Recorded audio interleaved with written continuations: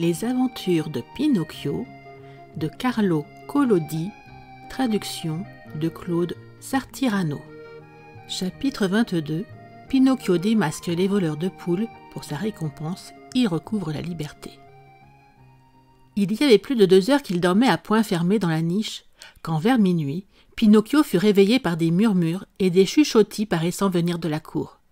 Ces voix avaient d'étranges intonations. Il pointa son nez dehors et vit un attroupement de 4 animaux au pelage sombre. On aurait dit des chats. Mais ces chats, en réalité, étaient des fouines, bêtes carnivores particulièrement friands de d'œufs et de jeunes poulets. L'une des fouines, quittant ses campagnes, s'approcha de la niche et dit à mi-voix « Bonsoir, Mélampo. »« Je ne suis pas Mélampo, » répondit la marionnette. « Qui donc es-tu ?»« Je m'appelle Pinocchio. »« Et que fais-tu là ?»« Je fais le chien de garde. »« Et Mélampo, où est-il?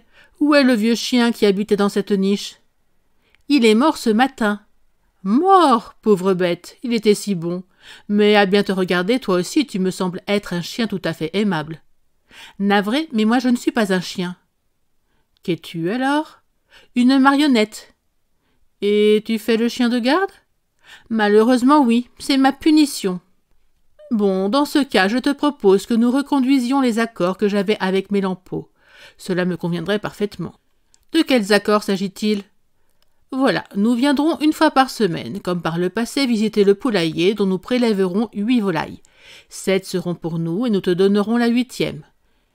Mais entendons-nous bien, à condition que tu t'engages à faire semblant de dormir, et que ne te vienne pas la fantaisie d'aboyer et de réveiller le fermier. »« C'est ce que faisait Mélampo ? S'étonna Pinocchio. »« Exactement, et avec Mélampo, il n'y a jamais eu le moindre problème. Donc tu dors tranquillement et tu peux être sûr qu'avant de partir, nous te laisserons un beau poulet tout plumé pour ton repas du lendemain.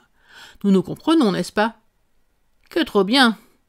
La réponse de Pinocchio était accompagnée d'un hochement de tête un brin menaçant, comme s'il avait voulu dire « On reparlera de tout cela bientôt ». Les 4 fouines, désormais rassurées, se dirigèrent alors vers le poulailler, qui était tout près de la niche du chien, et attaquant la porte à coups de griffes et de dents, se faufilèrent l'une après l'autre à l'intérieur. Mais à peine étaient-elles entrées qu'elles entendirent se refermer violemment la porte. C'était Pinocchio qui venait de les enfermer.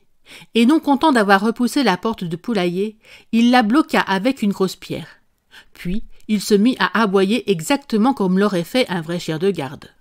Les aboiements réveillèrent le paysan qui sauta du lit, prit son fusil et se pencha à la fenêtre. « Qu'est-ce qui se passe » cria-t-il. « Les voleurs de poules sont là » répondit Pinocchio. « Là, où ?»« Dans le poulailler. »« J'arrive tout de suite. » Effectivement, le fermier fut dans la cour en un rien de temps. Il entra dans le poulailler, attrapa les fouines qu'il fourra dans un sac et leur dit « Enfin, je vous ai attrapés. Je pourrais vous punir moi-même, mais je ne suis pas aussi mauvais. Je me contenterai de vous donner demain à l'aubergiste du village voisin. Après vous avoir dépecé, il vous cuisinera comme du gibier.